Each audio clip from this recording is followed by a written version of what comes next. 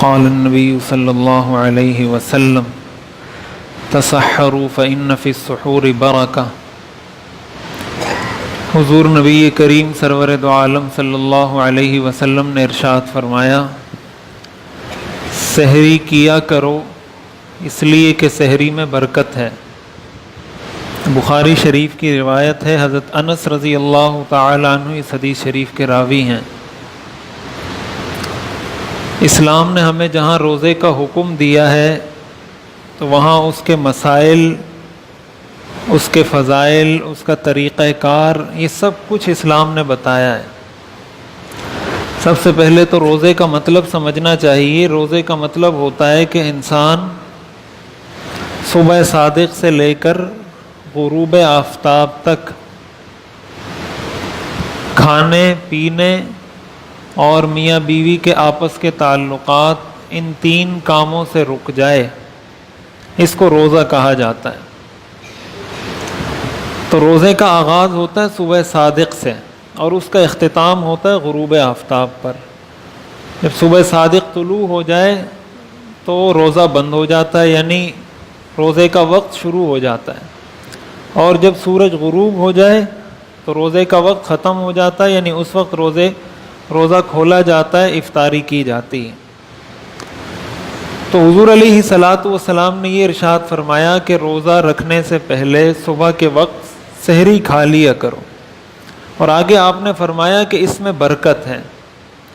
اب یہ بڑی اہم چیز ہے کہ اگر ہم روزہ رکھیں، جو بھی کام کیا جائے اگر وہ سنت کے مطابق ہو تو اس میں برکت بھی ہوتی ہے، اس کا اثر بھی زیادہ ہوتا ہے۔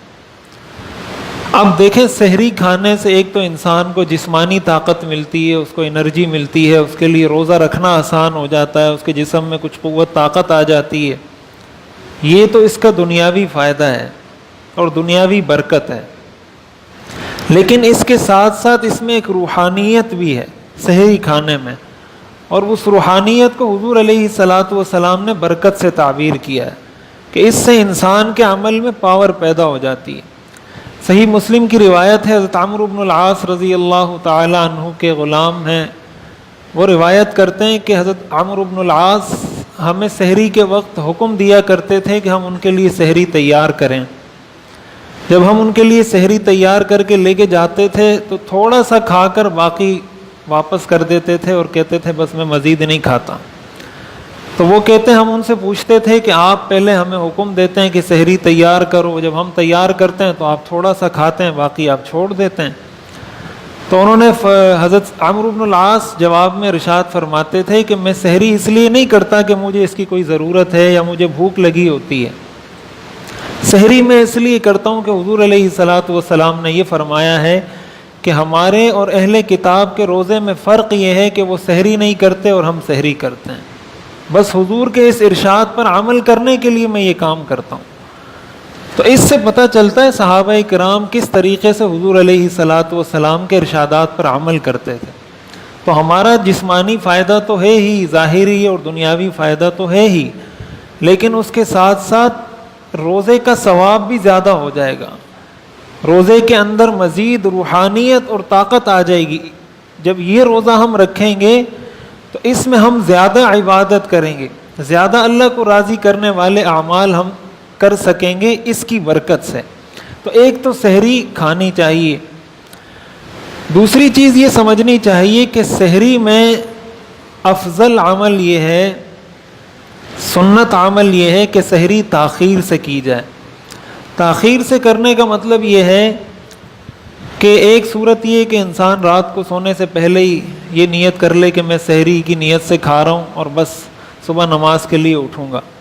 تو ایسا نہیں ہے کہ اگر وہ سحری نہیں کرے گا تو اس کا روزہ نہیں ہوگا، ایسی بات نہیں ہے، روزہ تو اس کا ہو جائے گا، لیکن یہ افضل طریقہ نہیں ہے، مسنون طریقہ نہیں ہے۔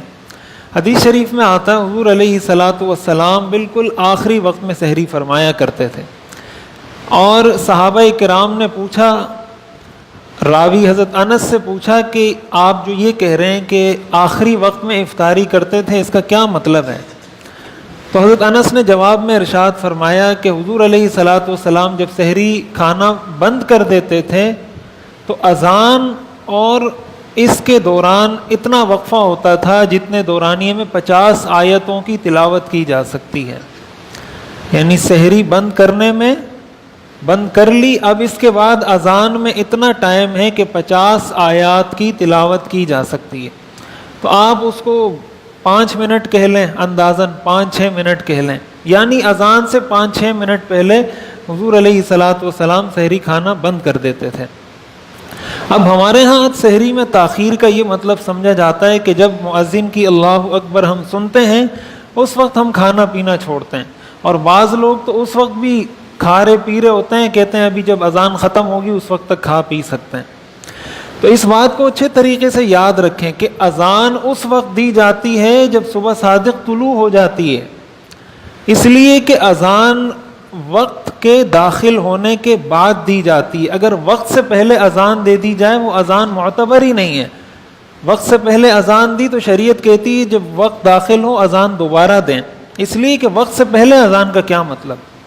یہ تو ایسا ہی ہے کہ کوئی فجر کی نماز فجر کا وقت شروع ہونے سے پہلے پڑھ لے تو فجر کی نماز ادا نہیں ہوگی. اسی طرح اگر فجر کی اذان وقت شروع ہونے سے پہلے دی جائے گی تو اذان بھی ادا نہیں ہوگی. تو اذان اس وقت دی جاتی ہے جب صبح صادق طلوع ہو جاتی ہے، یقینی طور پر اس وقت اذان دی جاتی ہے. لہٰذا اس چیز کا انتظار کرنا بہت بڑی غلطی ہے. اس سے ہمارے روزے خراب ہو رہے ہیں، ہمارے گھر والوں کے روزے خراب ہوتے ہیں، ہمیں اس کا احساس نہیں ہوتا. اور بہت زیادہ یعنی آپ اگر 2 منٹ بعد سحری بند کر رہے ہیں تو 2 منٹ پہلے بند کرنے میں کیا حرج ہے؟ اس سے کیا کوئی ایسا نقصان ہوتا ہے سوائے سستی اور غفلت کے اور کوئی بات نہیں. محض سستی کی وجہ سے یا ایک لاپرواہی کی وجہ سے کہ چلو اذان ہوگی تو کھا لیں گے. اصل طریقہ یہ ہے آپ اپنے پاس کیلنڈر رکھیں، موبائلوں میں موجود ہیں، واٹس ایپ کے ذریعے لوگ شیئر کرتے رہتے ہیں، چھوٹے چھوٹے کارڈ چھپے ہوئے ہیں، اس میں سحری افطاری کا ٹائم لکھا ہوا ہے. آپ دیکھیں سحری جس وقت بند ہو رہی ہے اس سے 3-4 منٹ پہلے سحری کھانا بند کر دیں. یہ مطلب ہے سحری میں تاخیر کا. یہ مطلب ہرگز نہیں ہے کہ اذان ہو رہی ہے اور ہم سحری کھا رہے ہیں. یہ تو سحری کا حکم ہے. افطاری کے بارے میں حدیث شریف میں آتا ہے، حضور علیہ الصلاۃ والسلام نے ارشاد فرمایا، صحیح بخاری کی حدیث ہے، لا یزال الناس بخیر ما عجل الفطر، کہ لوگ اس وقت تک خیر کے ساتھ رہیں گے، اس امت میں اس وقت تک برکت اور خیر رہے گی جب تک یہ افطاری میں جلدی کریں گے. تو افطاری میں جلدی کرنا سنت ہے، سحری میں تاخیر سنت ہے. افطاری میں یہ مسنون ہے کہ جلد از جلد افطاری کی جائے. لیکن یہاں بھی جلد از جلد کا یہ مطلب نہیں کہ اذان سے پہلے افطاری کر لیں یا غروب آفتاب سے پہلے افطاری کر لیں. یہاں بھی مقصد یہ ہے کہ جب اس بات کا یقین ہو جائے کہ غروب آفتاب ہو چکا، سورج غروب ہو چکا ہے، چاہے اذان ہوئی ہو چاہے اذان نہ ہوئی ہو، دونوں صورتوں میں اگر اس بات کا یقین ہو گیا کہ سورج غروب ہو چکا ہے تو آپ افطاری کر سکتے ہیں. اور اگر سورج غروب نہیں ہوا، اگرچہ کوئی اذان بھی دے دیتا ہے تو اس اذان پر بھی افطاری کا کھولنا جائز نہیں ہے، اس لیے کہ معیار اذان نہیں ہے. ممکن ہے اس سے غلطی ہو گئی ہو، اذان دینے والے سے 1 منٹ پہلے اذان دے دی ہو. تو اصل چیز یہ کہ اپنے پاس وقت کو معیار بنائیں، کیلنڈر کو معیار بنائیں، اس کو دیکھیں، اس کے مطابق جب افطاری کا وقت ہو جائے اس کے بعد افطاری کی جائے.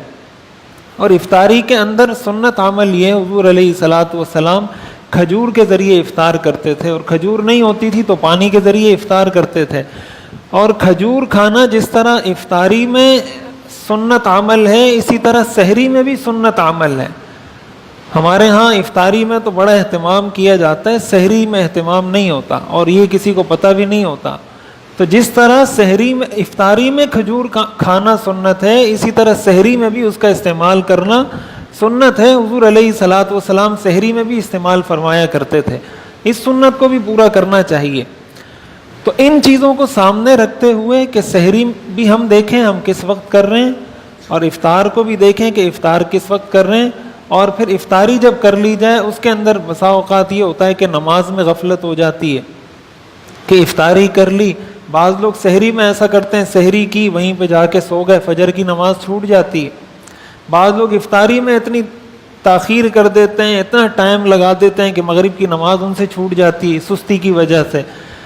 تو یہ تو بالکل ظاہر ہے اس کا تو کوئی جواز نہیں ہے، اس کی تو کوئی یعنی کوئی مسلمان، ہر مسلمان اس چیز کو سمجھ سکتا ہے کہ یہ کتنا بڑا گناہ کا کام ہے کہ آپ ایک فرض تو آپ نے ادا کر لیا اور اسی کے اختتام پر دوسرا فرض آپ چھوڑ رہے ہیں جو اس روزے سے بھی زیادہ افضل فرض ہے. لہٰذا سحری بھی کی جائے، افطاری بھی کی جائے، لیکن فجر کی نماز کا بھی اہتمام ہو اور مغرب کی نماز کا بھی اہتمام ہو. اللہ تعالی ہمیں سمجھنے اور عمل کرنے کی توفیق عطا فرمائے.